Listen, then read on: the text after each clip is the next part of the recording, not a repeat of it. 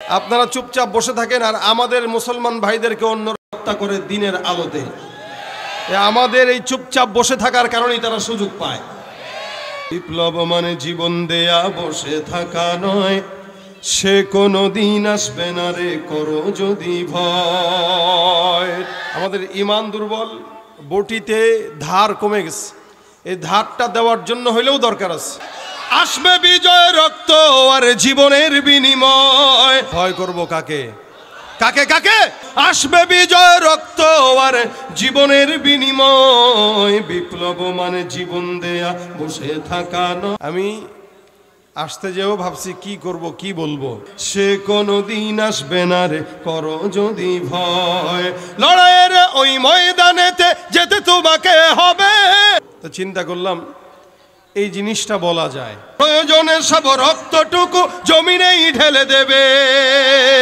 লড়াইয়ের ওই ময়দানেতে যেতে তোমাকে হবে। আল্লাহ পাকের খাতায় যদি আমাদের নাম মুমিনের খাতায় লেখা না থাকে, আমার মতো আপনার মতো কপাল পোড়া কেউ আছে?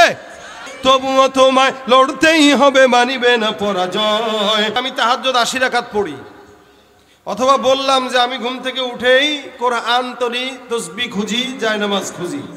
তোমায় লড়তেই হবে, মানিবে না পরাজয়।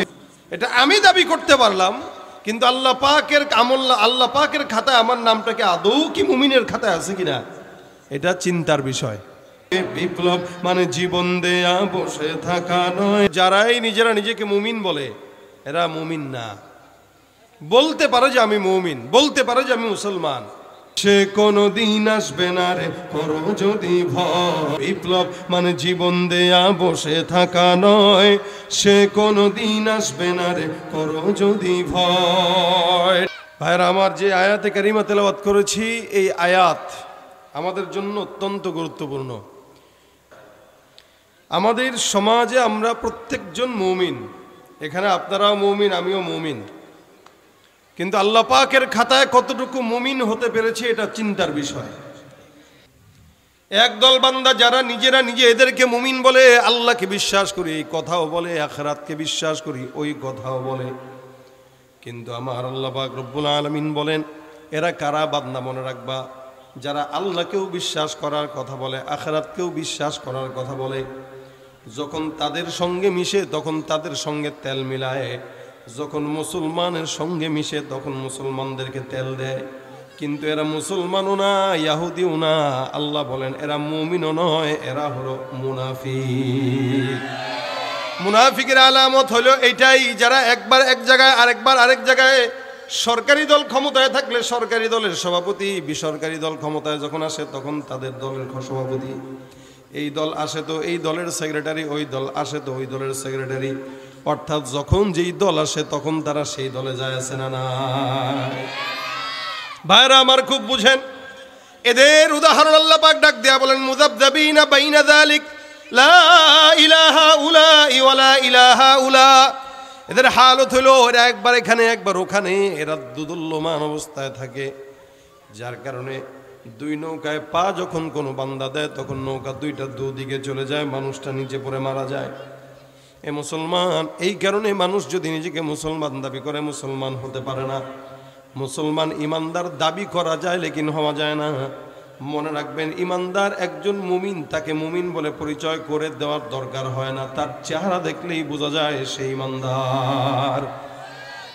বাজারে আম কিনতে যাবেন, দুইটা জিনিস দেখেন, রং দেখেন অথবা ঘ্রাণ দেখেন। কালার যদি সুন্দর হয় বোঝা যায় আমটা ভালো, কালার যদি সুন্দর হয় মনে হয় আমটা অনেক সুস্বাদু, অথবা ঘ্রাণটাও যদি মিষ্টি হয় তাহলে মনে হয় আমটা অনেক ভালো। কালার অথবা ঘ্রাণ এই দুটা জিনিস দেখে মানুষ ফল কিনে। একজন ইমানদার যদি নিজেকে মুমিন বলে দাবি করে, ওই ইমানদারের দুইটা জিনিস পাওয়া যাওয়া দরকার, একটা ইমানের ঘ্রাণ, আরেকটা ইমানের কালার। আপনি নিজেকে মুমিন দাবি করলেন কিন্তু আপনার ভিতরে সুন্নতের কালার নাই, ইমানের কোনো ঘ্রাণ নাই, যতই নিজেকে মুমিন বলে দাবি করেন না কেন, ইমানের ঘ্রাণ যদি না থাকে, টুপিওয়ালা দাড়িওয়ালা সুন্নতওয়ালা নামাজ কালাম যদি না থাকে, আমার আল্লাহ ওর কথাটাই বলল ওমা হুম বিমুমিনিন। এটা যতই মুমিন দাবি করুক না কেন এটা মুমিন হতে পারে না, এটা বেঈমান। আমার আল্লাহ পাক রব্বুল আলামিন প্রত্যেকটা মুমিন, আল্লাহ পাক আমাদেরকে ইমানদারের গুণ দিয়েছেন। ফিতরাতে ইসলামের উপর আমাদেরকে জন্মগ্রহণ করাইলেন, যার কারণে আমরা মুসলমান হইলাম। প্রত্যেকটা মানুষ গুনাহগার, ইমানদার যতই বড় হোক না কেন, যত বড় পীর হোক না কেন, যত বড় বুজুর্গ হোক না কেন, প্রত্যেকটা বান্দার গুনাহ সমাজের মধ্যে আছে না নাই? কথা কয় না? আমিও করি, আপনারাও করেন, সবাই করে। কিন্তু আফসোসের বিষয় হলো এটা, যে বান্দা নিজে গুনাহ করে তার নিজের গুনার ব্যাপারে কোনো টেনশন নাই। আরেকজন বান্দা কি করলো ওইটা নিয়ে 24টা ঘন্টা চায়ের দোকানে বসে বসে গীবত করে, আছে না নাই? এ ভাইরা আমার, এই কারণে আমার আল্লাহ পাক রব্বুল আলামিন বললেন, খবরদার তোমরা যারা ইমানদাররা আছো, নিজের গুনাহের কথা চিন্তা করো। লা তাজরু ওয়াজরাতুম উযরা উখরা, জমিন থেকে বিদায় হওয়ার পর কেউ কারো বোঝা বহন করবে না। হযরত ওমর ফারুক রাদিয়াল্লাহু তাআলা আনহু বর্ণনা করেন, হাসিবু ক্বাবলা আন তুহাসাবু, হে বান্দা নিজের কবরের হিসাব মিলানোর আগে নিজের হিসাব নিজে মিলায় নাও। কারণ আমার আল্লাহ পাক রব্বুল আলামিন কবরে যাওয়ার পর বান্দার হিসাব গ্রহণ করবে। দুনিয়াতে কোনো বান্দা যখন চাকরি করে, বস যদি তার কাছ থেকে টাকার হিসাব চায়, 1 2 দিন 3 দিন 1 সপ্তাহ আগের থেকে সেই বান্দাটা হিসাব নিকাশ মিলানো শুরু করে দেয়। আমার আল্লাহ পাক রব্বুল আলামিন বান্দার হিসাব গ্রহণ করবে। ওমর বলেন, বান্দা কবরে যাওয়ার হিসাব নেওয়ার আগে তুমি নিজের হিসাবটা নিজে মিলায় নিও। এখানে আপনি আমি সবাই গুনাহগার, এমন কোনো বান্দা নাই গুনাহ করে নাই। এরপরও মুমিনরা সব গুনাহ করে না। মুমিনদের গুনাহ এক প্রকার, বেঈমানদের গুনাহ আরেক প্রকার। বেঈমানরা গুনাহ করে ক্লাবে যায়, বেঈমানরা গুনাহ করে নারী নিয়ে মদ নিয়ে সময় কাটায়, বেঈমানরা গুনাহ করে সুদ খায়, বেঈমানরা গুনাহ করে দুর্নীতি করে, বেঈমানরা গুনাহ করে হত্যা, রাহাজানি, সন্ত্রাসী করে। আর ইমানদাররা বেঈমানদের মতো খুন করে না, ইমানদাররা বেঈমানদের মতো মদ নিয়ে পড়ে থাকে না। কিন্তু ইমানদারদের পছন্দনীয় একটা গুনাহ আছে, যেই গুনাহটা ইমানদাররা গুনাহও মনে করে না, সওয়াব মনে করে করে। ওই গুনাহের নামটাই হলো গীবতের গুনাহ, ঠিক কিনা? নামাজ পড়তেছে মসজিদে, নামাজ শেষে সাথে সাথে গীবত নিয়ে বসে গেছে। মসজিদ থেকে বের হয়ে সাথে সাথে একজনকে দেখছে, চিনো, ওই যে দেখো যায়। কে কে? ওই যে বাটপার। কি করছে? এই করছে। আরে চিনো, ও তো ওই করছে। নামাজটা পড়ে বের হইল, বাস আরেকজনের গীবত করে শেকায়ত করে নিজের আমল যা কামাইছিল ওইটা তাকে দিয়ে তার গুনাহটা সে নিয়ে নিল, বাস। এটা হলো ইমানদারদের পছন্দনীয় গুনাহ। ইমানদাররা সব গুনাহ পছন্দ করে না। ইমানদাররা মদ খাবে না, ইমানদাররা জিনা করবে না, ইমানদার চুরি করবে না, সন্ত্রাসীও করবে না। কিন্তু ইমানদার গীবতের গুনাহটা করে এবং বলে এটা আমার ইমানি দায়িত্ব, এই কারণে করি। কোনটা গীবত, কোনটা দায়িত্ব, এটাও আমাদের জানা নাই। যার কারণে অনেক সময় তালিম করে, বিসমিল্লাহ দিয়া শুরু করে ফাজাইল আমল থেকে, তালিম শেষে বাস ওখানে বসেই গীবত শুরু হয়ে যায়। অথবা কোনো বয়ানের মজলিসে বক্তা নাহমাদুহু দিয়া বয়ান শুরু করে, বয়ানের ফাঁকে বাস ধরে ধরে গীবত করা শুরু করে দেয়। এটা সব জায়গায় সমাজে সবচেয়ে বেশি হয় এলাকার চায়ের দোকানগুলোতে। কি বলেন আপনারা? আর ছোট্ট ছোট্ট এক একটা চায়ের দোকান, এক একটা সংসদ। এই সংসদে কিছু পার্লামেন্টে যেরকম মেম্বার থাকে, ওই চায়ের দোকানের মেম্বার কন্টিনিউ থাকে। এই কন্টিনিউ মেম্বার পার্লামেন্টের মাননীয় স্পিকার মহোদয় হলো চাওয়ালা। কি বলেন আপনারা? রুটি উঠানোর টাকা নাই তার কাছে, দোকানের সামানা যে উঠাবে ওই টাকা নাই, কলা উঠাবে ওই টাকা নাই। কিন্তু 32 ইঞ্চি টিভি উঠানোর টাকা শয়তান তাকে জোগাড় ঠিকই করে দিছে। টিভিটা ছাড়ে, উল্টা পাল্টা জিনিস দেখে, আর কগো শুনছনি ইমাম কি করছে, শুনছনি মুয়াজ্জিন কি করছে, শুনছনি মাদ্রাসার মুতামিম কি করছে। নিজের তলায় যে এত ময়লা, ওইটা পরিষ্কার করার টাইম তার কাছে নাই। আরেকজনের ময়লা নিয়ে খোঁচাখুচি করে, আছে না নাই? হজ করছে 14 বার, এই পর্যন্ত হজ করছে 20 বার, হজ করছে 5 বার। এলাকার মানুষ তারা হাজী সাহেব বলে চিনে, কিন্তু মুখের মধ্যে একটা ভালো কথা নাই, সব গালিগালাজ আর গীবত। যারা এই দেখে কয় এটা ফকিন্নি, এরে দেখে কয় এটা শয়তান, ওরে দেখে কয় এটা ধান্দাবাজ। নিজের ব্যাপারে বলে না। এই জন্য তুমি তোমার নফসকে প্রশ্ন করো। আল্লাহ পাক রব্বুল আলামিন তোমার নফসকে যদি তুমি প্রশ্ন করো, তোমার জবাব মিলাই দিবেন। ইস্তাফসি নাফসাক, আমি কতটুকু গুনাহ করলাম এটা আমার নফস জানে, আর আমার আল্লাহ জানে, এছাড়া কেউ জানে না। যত বড় পীর বলেন, যত বয়স্ক বলেন, যত বয়স বেশি গুনাহের ফিরিস্তিও বেশি, ঠিক কিনা? এই জন্য অন্যকে ছোট চোখে দেখার আগে আল্লাহ পাক রব্বুল আলামিন বলেন, ইয়া আইয়ুহাল্লাযীনা আমানু, হে মুমিনের দল, আল্লাহ পাক রব্বুল আলামিন মুমিনদেরকে বললেন, নাসারা কেউ বলেন নাই, ইহুদি কেউ বলেন নাই, খ্রিস্টান কেউ বলেন নাই, অন্য মানুষ কেউ বলেন নাই, মুমিনকে বলেছেন। তার মানে আপনার মতো আমার মতো নালায়েক বান্দাকে আল্লাহ পাক নাম দিয়েছেন কি বলে? মুমিন। বলেন কি নাম দিয়েছে? মুমিন। আপনি আমি নামাজ ঠিকমতো পড়ি না, আপনি আমি ইমানদার ঠিকমতো নয়, যা দান করি না, সাদকা করি না, মিথ্যা কথা বলি, হকের উপরে চলি না, এরপরও আল্লাহ পাক আপনাকে আমাকে দয়া করে নাম দিয়েছেন ইয়া আইয়ুহাল্লাযীনা আমানু। আল্লাহ পাক রব্বুল আলামিন বলেন, হে মুমিনের দল, তোমরা মনে রাখবা, লা ইয়াসখর কওমুম মিন কওম, কোন কওম যেন কোন কওমকে ছোট চোখে না দেখে। আল্লাহ পাক রব্বুল আলামিন বান্দাকে জানায় দিয়া বলেন, কারণ তোমাদের মধ্যে কওমে কওমে মারামারি, দ্বন্দ্ব লাগবে, তোমাদের মধ্যে রাজনৈতিক দলে দলে দ্বন্দ্ব রাখবে, তোমাদের মধ্যে ওই দলের সঙ্গে ওই দলের দ্বন্দ্ব রাখবে, এক বংশের সঙ্গে আরেক বংশের দ্বন্দ্ব লাগবে। এ কোন বংশের বলো অমুক বংশের, ও কোন বংশের কয় অমুক বংশের, আমার বংশ তার চাইতে বড়, তার বংশ আমার ধারের কাছেও আসতে পারবে না। এরকম করে করে এক দল আরেক দলকে কটূক্তি করে, এক দল আরেক দলকে ছোট করে, এক দল আরেক দলের গীবত শিকায়াত করে। আমার আল্লাহ ডাক দিয়া বলেন, লা ইয়াসখর কওমুম মিন কওমিন আসা আন ইয়াকুনু খায়রাম মিনহুম। খবরদার মুমিন, এক দল আরেক দলকে ছোট চোখে দেখবা না, এক দল আরেক দলের গীবত করবা না, কারণ হতে পারে তুমি যাকে টিটকারি করো, ছোট মনে করো, আমার আল্লাহর কাছে ওই বান্দাটার সম্মান বেশি, তোমার কোনো দাম নাই। ভাইরা আমার, আল্লাহ পাক রব্বুল আলামিন বলেন, এক দল আরেক দলকে ছোট চোখে দেখবা না, পুরুষরা, এটা পুরুষদের জন্য। আবার ডাক দেয়া বলতেছেন, ওয়ালা নিসা উম্মিন নিসা ইন আসা আইয়াকুন্না খায়রাম মিনহুম, কোন নারী যেন কোন নারী জাতিকে ছোট চোখে না দেখে। মেম্বারের বউ, চেয়ারম্যানের বউ, বড় হুজুরের বউ, বড় আলেমের বউ আরেকজন বউকে ছোট চোখে দেখে, ভাইয়ের বউ আরেক ভাইয়ের বউকে ছোট চোখে দেখে। আল্লাহ পাক বলেন, কোন নারী যেন কোন নারীকে ছোট চোখে না দেখে। কেন?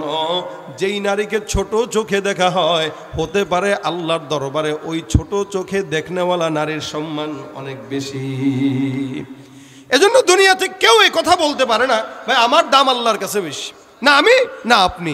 অনেক বড় বক্তা হইতে পারে, অনেক বড় মানুষ হইতে পারে, অনেক বড় আলেম হইতে পারে, অনেক বড় পীরও হইতে পারে, কিন্তু আল্লাহর কাছে বড় কিনা ওইটার সার্টিফিকেট তো কে দিবেন? কে দিবেন? আপনি কেন আরেকজনের দোষারোপ করেন? এই জন্য আল্লাহ পাক রব্বুল আলামিন বলেন, ওয়ালা তালমিজু আনফুসাকুম ওয়ালা তানাবাজু বিল আলকাব। আল্লাহ পাক রব্বুল আলামিন বলেন, খবরদার, একদল আরেকদলকে ইলজাম দিবা না, খারাপ কিছু বলবা না, গীবত শিকায়াত করবা না, কেউ কাউকে গালিও দিবা না, ভিন্ন কোনো নামেও ডাকবা না। মোটা একটা মানুষ যাইতেছে, কয় ওই যে দেখ মুটকো যায়, মুটকো কয় কিনা, কথা কয় না। চিকন মানুষ হাঁটতেছে, কয় দেখ রে ভাই ক্যাঙ্গারু যায়, বাতাস দিলে ওইরা ধাক্কা দিলে উড়ে চলে যাবে। ছোট একটা মানুষ যাইতেছে, কয় দেখ কেমন বাউন্না যায়, খাটো। রাসূল করিম সাল্লাল্লাহু আলাইহি ওয়াসাল্লাম নিষেধ করলেন, খবরদার, কেউ লম্বা, কেউ ছোট, কেউ বাটো, কেউ মোটা, কেউ চিকন, এই শব্দটাও কোনোদিন তাকে আঙ্গুল দিয়া বলা যাবে না, নিষেধ করেছেন কে? খবরদার, কাউকে ভিন্ন কোনো নামে ডাকা যাবে না। কারো নাম অমুক, তাকে ওই নামে বাদ দিয়া এমন কোনো নামে ডাকলা যেই নাম ডাকলে সে বেজার হয়। আল্লাহ পাক বলেন, খবরদার, এই নামে ডাকা যাবে না, এটা আমি আল্লাহ পাক রব্বুল আলামিন নিষেধ করে দিলাম।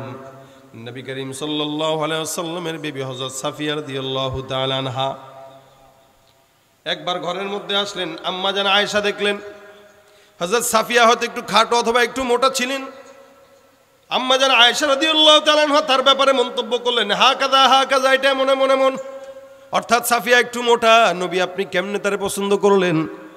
দেখবেন ঘরের মহিলা যতই হোক না কেন, একজন বিবি আরেকজন বিবির প্রতি একটু কি থাকে, হিংসা অথবা ঈর্ষা থাকে, যে ওরে বেশি মহব্বত করে, আমারে কেন করে না। আম্মা জান আয়েশা রাদিয়াল্লাহু তাআলা আনহা রাসূল সাল্লাল্লাহু আলাইহি ওয়াসাল্লামকে বলতেছেন, ইয়া রাসূলুল্লাহ, বিবি সাফিয়াকে আপনি পছন্দ করলেন, কিন্তু সাফিয়া তো এমন এমন এমন দেখতে এরকম। নবী করিম সাল্লাল্লাহু আলাইহি ওয়াসাল্লাম বলেন, আয়েশা, তুমি সাফিয়ার অগোচরে সাফিয়ার ওই ব্যাপারে এরকম মন্তব্য করলা, সাফিয়া বেটে অথবা মোটা। যদিও সাফিয়ার ভিতরে এই গুণটা আছে, যদিও সাফিয়া বেটে অথবা মোটা, কিন্তু তারপরেও তুমি তার অবর্তমানে কথাগুলো আমার কাছে বললা। আয়েশা, তুমি জানো কথাটা কত মারাত্মক খারাপ। দেখেন রাসূল করিম সাল্লাল্লাহু আলাইহি ওয়াসাল্লামের বিবি আম্মা জান আয়েশা, যিনি না হলে আমাদের সমাজের মা বোনদের মাসলা আমরা এই পর্যন্ত পেতাম না। আয়েশা রাদিয়াল্লাহু তাআলা আনহা বলছেন, রাসূল আপনার বিবি সাফিয়া এরকম এরকম। নবী বলতেছেন, আয়েশা তোমার এই কথাটা মারাত্মক খারাপ, তুমি কি জানো কথাটা এত দুর্গন্ধ? এই কথাটার দুর্গন্ধ যদি সমুদ্রের মধ্যেও নিক্ষেপ করা হতো, সমুদ্রের সব পানি কালো হয়ে যেত, তোমার কথার দুর্গন্ধ কোনোদিন শেষ হতো না। কত মারাত্মক পর্যায়ের গুনাহ তোমার মাধ্যমে হয়েছে, তুমি আল্লাহর দরবারে ইস্তেগফার করো। আয়েশা ডাক দেয়া বলেন, ইয়া রাসূলুল্লাহ আমি কথাটা খারাপ নিয়তে বলি নাই। রাসূল বলেন, তুমি খারাপ নিয়তে বলো অথবা না বলো, যেই জিনিসটা ওর ভিতরে আছে এটা যদি ও শুনতো তাহলে কষ্ট পেত কিনা? আম্মা জান আয়েশা বলেন, হ্যাঁ অবশ্যই কষ্ট পেত। নবী বলেন, এটার নামই গীবত। যেই গুণটা যার ভিতরে আছে তার অগোচরে তার অবর্তমানে ওই বিষয় নিয়ে আলোচনার নাম কি, জোরে বলেন তো? গীবত। এই জন্য সাহাবা একরাম রাসূল সাল্লাল্লাহু আলাইহি সাল্লামের সামনে বসা, নবী আমার ডাক দিয়া বলেন, আতাদরুনা মাল গীবা, তোমরা কি জানো গীবত কি? সাহাবা আজমাইনের একটা আদব ছিল, জানলেও বলতো আল্লাহু আ'লামু ওয়া রাসূলু, আল্লাহর রাসূল ভালো করেই জানে। রাসূল সাল্লাল্লাহু আলাইহি সাল্লাম বলেন, যিকরুকা আখাকা বিমা ইকরাহু, এ বান্দা তোমার ভাইয়ের অবর্তমানে এমন কিছু নিয়ে আলোচনা করা যে জিনিসটা সে অপছন্দ করে, অর্থাৎ একটা মানুষের ভিতরে একটা খারাপ গুণ আছে, এটা তার সামনে আলোচনা না করে তার অবর্তমানে আলোচনা করার নামটাই হলো গীবত। এই গীবতের দোষ পুরুষদের যতটুকু গুণ আছে তার চাইতেও বেশি হাজার কোটি গুণে মহিলাদের মধ্যে আছে না নাই? মহিলাদের কাজই এক জায়গায় 5 জন বসবে, শ্বশুর বাড়ির গল্প, অমুক বাড়ির গল্প, ভাইয়ের বউর গল্প, বাস গীবত আর গীবত, শেখায়ত আর শেখায়ত। অথচ অনেক পর্দাশীল নারী তাও করতেছে। এই যে বললাম শুরুতেই, মানুষ ইমানদারদের পছন্দনীয় একটি গুনাহ হচ্ছে গীবতের গুনাহ। আর গীবতটা করে কি দিয়া বলেন তো? জিহ্বা দিয়া। কি দিয়া? জিহ্বা দিয়া করে। এই কারণে রাসূল করিম সাল্লাল্লাহু আলাইহি ওয়াসাল্লামের কাছে এক সাহাবী এসে ডাক দিয়া বলেন, ইয়া রাসূলুল্লাহ আমাকে নাজাত পাওয়ার মতো একটা আমল শিখিয়ে দেন। নবী করিম সাল্লাল্লাহু আলাইহি ওয়াসাল্লাম বলেন, নাজাত পেতে চাও? এ বান্দা, নাজাত যদি পেতে চাও জমিনের মধ্যে তুমি তোমার জবানের হেফাজত করো। রাসূল ডাক দিয়া বলেন, আমলিকা আলাইকা লিসানাক, তুমি তোমার জবানের কন্ট্রোল করো। যার জবানের কন্ট্রোল নাই তার শান্তিও নাই, যার জবানের হেফাজত নাই তার দুনিয়াতে সম্মান নাই। সিদ্দিক আকবর আবু বকর রাদিয়াল্লাহু তাআলা আনহু নাম শুনছেন তো ইনশাআল্লাহ? হ্যাঁ, কথা কয় না এরা, সবাই তো জানেন আপনারা নাকি? না, আমাদের দেশে এমন আপনাদেরকে জিজ্ঞেস করছি, আপনারা অবাক হয়েন না যে আবু বকরের নাম আবার জানে না কে? আজ থেকে 4-5 বছর আগে ইউটিউবে একটা ভিডিও দেখেছিলাম। ভিডিওতে এক লোক আরেক ইমানদারকে প্রশ্ন করতেছিল, ভাই আপনি 4 জন নবীর নাম বলেন তো। যাকে প্রশ্ন করছে সে হেসে খেলে বলতেছে, ভাই রে ভাই 4 জন নবীর নাম ব্যাপার, বলেন আবু বকর, ওমর, ওসমান, আলী। সুবহানাল্লাহ, দেখছেন নি? সুবহানাল্লাহ। আমি ট্রেস করলাম যে কি কয়, এ কয় সুবহানাল্লাহ। তাহলে মানে সেও জানে না আবু বকর, ওমর, ওসমান, আলী নবী না সাহাবী? জানো নি ভাই? জানে না? আরে মুসলমান, আবু বকর কে বলেন? কে? এই শিখে নাও, কে আবু বকর? বলো, জোরে বলো। ওমর কে? ওসমান কে? আলী কে? সাহাবী না, 4 জন খলিফা, খলিফাতুল মুসলিমিন। নবীকে সাহাবীকে আমাদের জানা নাই, কিন্তু আর্জেন্টিনার খেলোয়াড় ভালো খেলে কে ওটা জানা আছে। কথা কয় না? আছে না? কে গোল মারে ভালো, কে নাটক করে ভালো, কে দিগবাজি দিতে পারে ভালো, এটা আমাদের জানা আছে, কিন্তু রাসূলের সাহাবীদের নাম মুখস্থ নাই। আবু বকর সিদ্দিক রাদিয়াল্লাহু তাআলা আনহু, উনি একবার ওনার জিহ্বাটাকে এরকম টান দিয়া বের করছেন, ডানে একবার নেয়, বামে একবার নেয়, উপরে একবার নেয়, নিচে একবার নেয়। সাহাবী আরেক দল দেখে ডাক দিয়ে বলে, আবু বকর কি ব্যাপার? জবানের জিহ্বাটাকে ডানে নাও, বামে নাও, সামনে নাও, পিছনে নাও, কেন? জবান দোষ করলো কি? আবু বকর ডাক দিয়া বলেন, জিহ্বাটাকে বারবার ডানে বামে নেওয়ার পেছনে কারণ হলো, যেই জিহ্বাটাকে ডানে বামে নেই, জিহ্বাটা মারাত্মক শয়তান। এই জীবনের মধ্যে, দুনিয়ার মধ্যে যত মানুষকে বিপদের মধ্যে পড়তে দেখলাম, শুধুমাত্র জবানের কারণেই পড়তে দেখেছি। কারণ যার জবানের হেফাজত নাই, যার জিহ্বার কন্ট্রোল নাই, তার সম্মানও নাই, তার দুনিয়ার জমিনে লাঞ্ছনা হয়। এই জন্য নবী বলেন, আমলিক আলাইকা লিসানাক, তুমি তোমার জবানের কি করো? কথা কয় না? কি করো?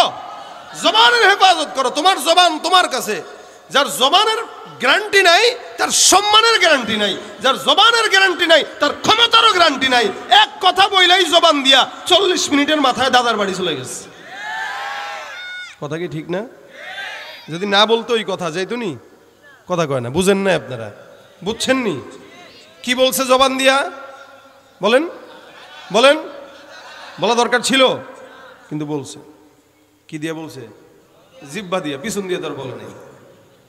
তা জিহ্বা দিয়া বলছে। রাসূল বলেন আমলিক আলাইকা লিসানাক, তুমি তোমার জবানের হেফাজত করো। জবানের হেফাজত নাই, ক্ষমতাও নাই। জবানের হেফাজত নাই, সম্মানও নাই। জবানের হেফাজত নাই, মানুষের কাছে তার ভারতও নাই। আমলিক আলাইকা লিসানাক, যার জবানের হেফাজত আছে তার সম্মান আছে।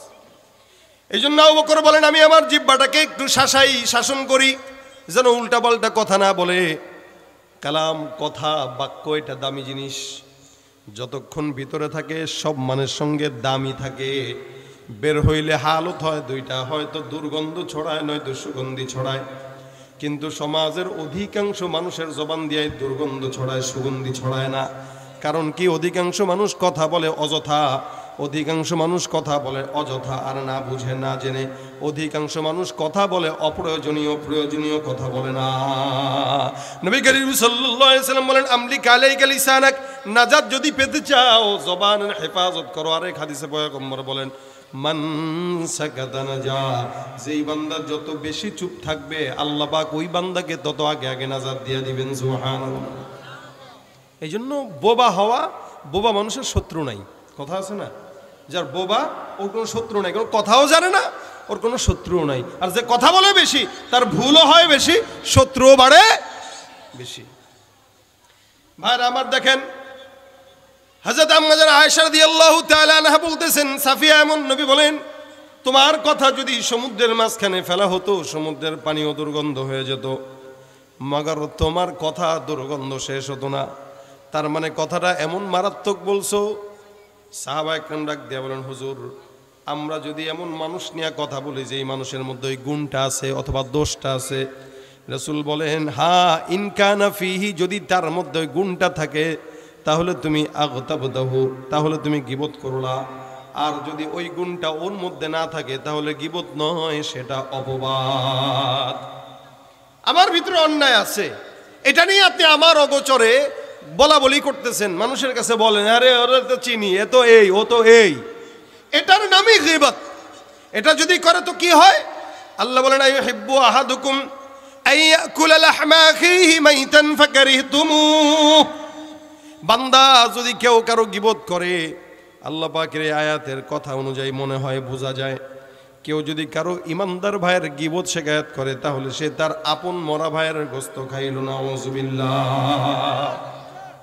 এই জন্য সমাজে উঠতে বসতে চলতে ফিরতে আমাদের দেশে অনেক গীবত হয়, প্রত্যেকটা মজলিসে গীবত হয়। গীবত ছাড়া আড্ডা ঠিক মতো জমে না। যত গীবত খাইতে মজা। ওই যে গোশতের সাথে তুলনা দিয়েছেন আল্লাহ পাক, আইয়ুহিব্বু আহাদুকুম আইয়াকুলা লাহমা আখি, ভাইয়ের গোশত, মাইতা তাও জীবিত না, মৃত, মৃত ভাইয়ের গোশত খাওয়া এটা তার কাছে ভালো লাগে। গোশত দিয়ে ভাত খেতে যেমন মজা, গীবত করতে এমন মজা, কারণ এটার সঙ্গে গোশতের তুলনা আসছে। এই জন্য যতক্ষণ গীবত করবেন, আপনার পাশে যদি কেউ থাকে গীবত করার মতো, আপনি তারা বলে দিবেন ভাই গীবত করতে মন চাইলে অন্য জায়গায় যায় করো, এই মজলিসে বসে গীবত করো না। অনেক বুজুর্গানে দিন ছিলেন, কোনো মজলিসে যখন গীবত হইতো ওনারা উঠে চলে যেতেন। আমাদের আকাবির বুজুর্গানে দিনটা ওই কাজ করতেন, মজলিসে গীবত তো মজলিস থেকে উঠে চলে যেতেন, অথবা কানের ভিতরে কোনো কিছু দিয়ে রেখে দিতেন যে গীবত ওরা করলে করুক, আমি শুনবো না, বাস বলবও না। অথবা করে একটা, বাসায় যায় দেখে আরেকটা। অনলাইনে পণ্য ডেলিভারি দিলে, পণ্য নিলে যা হয় তা, অর্ডার দিবেন একটা, আসবে একটা। তা আমাদের দেশের নারীদের হালত হয়েছে এটা, বিয়ে করতে যাবেন দেখাইছে একটা, বাসায় নিয়ে দেখছেন আরেকটা। তা কেন? বলে ও কালো ছিল, বিয়ের দিনই মেকআপ টেকআপ করে সমস্ত কিছু ঢেকে তারপরে করছে। এই যে মেয়েটা মেকআপ করলো তার কালো ওই চেহারা আয়না জানে আর সে জানে, কিন্তু আয়না কোনোদিন রাস্তায় বের হয়ে কাউকে জানায় নাই যে ভাই মেয়েটা কালো, আয়না গোপন রাখছে। আপনার আমার চেহারার কালো দাগ আয়না কি রাখে ভাই? গোপন রাখে। কোনোদিন বলে না। রাসূল আয়নার সাথে কেন এটার তুলনা দিলেন? কারণ আয়না মানুষের অন্তর দেখে, কি বলে, চেহারা দেখে, এটাকে কাউকে বলে না, দাফন করে দেয়। রাসূল বলেন আল মুমিনু মিরআতুল মুমিন, একজন মুমিন আরেকজন মুমিনের জন্য আয়না। এটা কেউ যদি কারো দোষ জানেও গোপন রাখবে, বলবে না। কেন? কারণ মুমিন মুমিনের জন্য আয়না স্বরূপ। তাহলে কি করবে? বলবে না, তবে গোপনে গোপনে তাকে ডাক দেয়া বুঝাবে, ভাই আপনার এই এই কাজগুলো খারাপ, এগুলো করেন না। এভাবেই যদি সমাজের প্রত্যেকটা ভাই প্রত্যেকটা ভাইয়ের ভুল ধরতো, এই সমাজে কোনো অন্যায় বিচার থাকতোও না, বাড়তোও না। ঠিক কিনা বলেন? কিন্তু আমরা হিংসাত্মক মনোভাব নিয়ে তারপরে সমাজে মানুষের ভুল ধরি। আমি চিন্তা করি এই লোকটা এই কাজটা কেন করবে, যার কারণে 10-20 বছর আগের ভুল কেউ কেন্দ্র করে মানুষের শত্রুতা করে। ওই যে ভিতরে দয়া, ইহসান, মায়া, মহব্বত এগুলা কম, শত্রুতা বেশি, প্রতিহিংসা বেশি, পরশ্রী কাতরতা বেশি। এগুলোর কারণে বান্দার আমল ধ্বংস হয়ে যায়। রাসূল সাল্লাল্লাহু আলাইহি ওয়াসাল্লাম এই কারণে হাদিসে ঘটনা বর্ণনা করে বলেন, এক বান্দা যার জান্নাত আল্লাহ পাক ফাইনাল করে দিয়েছেন, জান্নাতে ঢুকবে, এমন সময় পিছন থেকে এক লোক এসে ঢুকে বলবে, ভাই যাওয়ার আগে আমার হিসাব নিকাশটা করে যান। এই বান্দা বলবে, কিসের হিসাব? রাসূল সাল্লাল্লাহু আলাইহি ওয়াসাল্লাম বলেন, এই বান্দা বলবে, এই দুনিয়াতে তুমি আমার নামে গীবত টিবত করে মানুষের কাছে বর্ণনা করতা আর আমার সম্মান নষ্ট করতা। আজকে আমি জান্নাতে যেতে পারতেছি না 10টা নেকির কারণে, 10টা নেকি দাও, তারপরে তুমি জান্নাতে যাও। নবী বলেন, এই ব্যক্তিটা তার আমলের কারণে জান্নাতে চলেই গেছিল, কিন্তু পিছন থেকে এটা এসে ধরছে, এই খবরদার, জান্নাতে যেতে পারবি না যতক্ষণ আমার আমল না দিবি। এখন বেচারা কয়, আল্লাহ কি করবো? আল্লাহ কয়, যেহেতু এটা বান্দার হক, আমার কোনো হাতে নাই, আল্লাহ পাক হুকুকুল্লাহ মাফ করে দিবে, হুকুকুল ইবাদ মাফ করবে না। বান্দার হক আছে, বান্দার গীবত করাও বান্দার হক নষ্ট করা। নবী বলেন, তুমি যেহেতু গীবত করে করে, শেকায়াত করে করে, পরনিন্দা প্রতিহিংসা করে করে ওই বান্দার আমলনামা নষ্ট করছো, ওই বান্দাকে কষ্ট দিছো, ইজ্জত নষ্ট করছো, এই বান্দার হকটা আজকে বান্দাকে বুঝায় দাও। বান্দা যতক্ষণ তোমাকে মাফ না করবে, আমি আল্লাহ পাক রব্বুল আলামিন ততক্ষণ মাফ করব না। আল্লাহ রাসূল সাল্লাল্লাহু আলাইহি সাল্লাম বলেন, এরপরে ওই বান্দাটা যখন নাকি জান্নাতে চলে যেতে যাবে, এবার বান্দা ডাক দেয়া বলবে, ভাই আমার 10টা নেকি বাকি, 10 নেকির কারণে তুমি আমাকে জান্নাতে যেতে দিতেছো না, সুতরাং 10টা নেকি দিয়া তারপরে তুমি জান্নাতে যাও, আমার কোনো বাধা নেই। এই বান্দা বারবার না পেয়ে 10টা নেকি ওই বান্দাকে দান করে দিবে। বান্দা তো জান্নাতে চলেই গেছিল, কিন্তু এই কারণে পারে নাই। এখন আল্লাহর কাছে ডাক দেয়া বলবে, আল্লাহ এই বান্দাটার কাছে 10টা নেকি দেওয়ার কারণে আমার কাছে 10টা নেকি শর্ট হয়ে গেছে মালিক। এখন তুমি বলো, আমি কি এই বান্দাকে নিয়ে জান্নাতে যেতে পারবো কিনা? আল্লাহ পাক ডাক দেয়া বলেন, তোমার তো যতটুকু দরকার ততটুকু আমি দিয়েছিলাম, এখন যেহেতু তাকে 10 নেকি দেওয়ার কারণে কমতি হয়ে গেছে, এখন কমতির কারণে করবা কি? সোজাসুজি জাহান্নামে চলে যাও। নিশ্চিত জান্নাতি বান্দা শুধুমাত্র গীবত, শেকায়েত, প্রতিহিংসার কারণে জাহান্নামে যাবে। আর ওই বান্দা 10টা নেকির অভাব ছিল, তার গীবত সে করছে, ওখান থেকে নেকি নিয়ে এই ব্যক্তি জান্নাতে ঢুকে যাবে। সুবহানাল্লাহ। এরপরেও আমরা গীবত করি, এরপরেও আমরা শেকায়েত করি। কি করা যাবে ভাই? করা যাবে? আমার ভিতরেও আছে এইগুলা গুণ, আমার ভিতরে এই সমস্ত বদগুণ আছে। এক জায়গায় বসে গেলে গীবত করতে মন চায়, কেমন যেন গীবত ছাড়া গল্প জমেও না, এরকম আমাদের অবস্থা। কিন্তু আপনিও তো বুঝেন কোনটা গীবত। আপনার সামনে 10 জনের ভিতরে বসে যদি একজন গীবত করে, আপনি সাথে সাথে বলবেন, ভাই আল্লাহর হস্তে গীবত বন্ধ করেন, বাদ দেন তো, নিজের কথা বলেন। আমরা প্রশংসা পেয়ে অভ্যস্ত, প্রশংসা শুনতে পছন্দ করি, কিন্তু কেউ যদি আমাদের সমালোচনা করে, আত্মসমালোচনা করতে পছন্দ করি না, সমালোচনা শুনতেও পছন্দ করি না। অথচ উচিত ছিল আমার অন্যায়গুলো আরেকজন ভাই চর্চা করে আমার সামনে বলুক যে, ভাই আপনার এটা এটা ভুল, শুধরান। এই ভুলগুলো যদি ধরতো, তাহলে আমার জিন্দেগি শুধরায় আমি তো জান্নাতের রাস্তার মেহমান হয়ে যেতাম। কিন্তু প্রশংসা শুনতে শুনতে আমাদের ঘাড়ের রগ মোটা হয়ে যায়, যার কারণে আমরা খারাপ কথা শুনতেও পারি না, সহ্যও করতে পারি না, নিজেদের জিন্দেগি শুধরাইতেও পারি না। আর যারা বলে তাদের বলার সিস্টেমটাও খারাপ, ওরা খারাপ নিয়তে বলে, ওরা গীবত শেকায়েত করে, প্রতিহিংসার নিয়তে বলে, যার কারণে আরো রাগ উঠে যে তুই বলবি যত আমি করব তত। এই জন্য রাসূল কারীম সাল্লাল্লাহু আলাইহি ওয়াসাল্লাম স্পষ্ট নিষেধ করেছেন, খবরদার গীবত শেকায়েতের মজলিস যদি আপনার সামনে কোনো বসে, আজকে থেকে নিয়ত করবেন এইটা, কোনো জায়গায় যদি গিবত শেখায়তের আড্ডাখানা বসে, নিয়ত করবেন এভাবে যে ভাই আপনারাও গিবত করেন না, আমাকেও গিবতের ভাগীদার বানায়েন না। আচ্ছা বলেন, এই গিবত কি আপনি যখন করেন, আমি যখন করি, আল্লাহ পাক লেখেন তো নাকি? কি বলা হয় আপনাদের?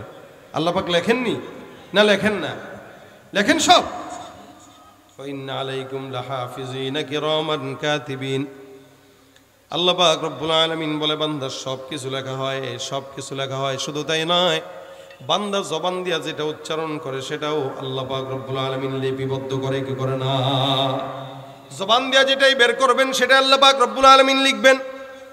বান্দা কথা বললো কি, কাজ করলো কি, সব কিছু আল্লাহ পাক রব্বুল আলামিন আমুলনামার মধ্যে বান্দার লেখা হয়ে গেছে। এ মুসলমান, এই কারণে নিয়ত করেন। রাসূল সাল্লাল্লাহু আলাইহি সাল্লাম বলেন, কেউ যদি নেকের কাজের নিয়ত করে আল্লাহ পাক আমলনামায় নেকি দান করে দেন।